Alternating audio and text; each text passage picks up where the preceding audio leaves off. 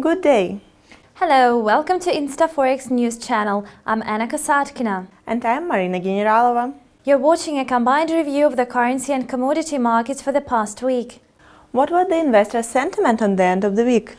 As for the greenback, the trend was bearish, so the American currency weakened versus the yen and the euro. Anyway, it closed the week with a gain. And what sparked the dollar sell-off? First of all, it was the outcome of the latest Fed's meeting. It fueled speculations that the interest rates will be hiked earlier than expected. In the economic forecast, the Federal Reserve expressed the intention to raise the key rate earlier than planned. It should be mentioned that the rate is currently near zero. During the press conference, Janet Yellen said the rates might be increased about 6 months after the quantitative easing is finished. This is expected to happen before the year ends. Versus the yen, the dollar slid to 102.15 yen versus Thursday's level of 102.39.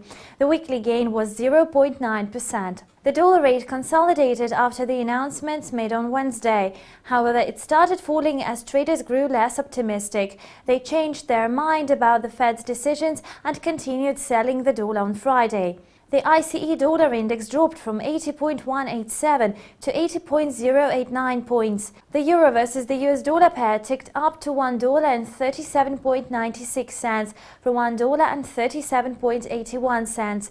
Over the week, the euro lost 0.9%. That was all about the current trends on Forex. Thank you for the outline of the Forex trends, Anna. You're welcome, Marina.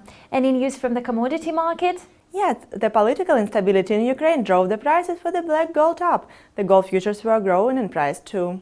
The oil futures consolidated on Friday amid a decline in bulk, concerns over shipments from Russia and upcoming rate hikes. The WTI contracts for May delivery grew by 0.6% to $99.46 per barrel in New York. Over the week, the quotes gained about 0.6% as well. On Thursday, the April futures lost 94 cents due to volatility caused by expiration of April contracts and short-term dollar consolidation.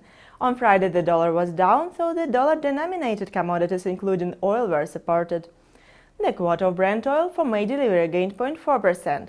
Eventually, it stood at $106.92, having surged by 1.2% in the week. In addition, the United States ordered a second round of sanctions against Russia. It intensified worries about further supplies of black gold from Russian Federation, which is the key oil producer. Meanwhile, the gold futures grew on Friday, even though the weekly price decline was the biggest since November. Analysts attributed the Friday's uptrend to the dollar's fall, volatility due to uncertainties in Ukraine and the Fed's meeting minutes. Gold was also bought as speculators aimed to earn from its decreasing value.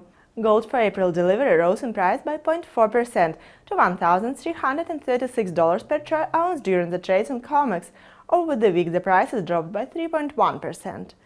This was the most dramatic downfall since the second part of November. Despite the weekly decrease, gold is still one of the most profitable investments. Its value has gone up by 11% since the start of the year. Just to compare, the S&P index has only climbed by 1% this year. Marina, thank you for the summary on the commodity market. You're welcome, Anna. This was a weekly review of Forex and commodity market prepared by ИнстаФорекс and presented to you by me, Marina Generalova, and me, Anna Kasatkina. We wish you all the best. Goodbye for now.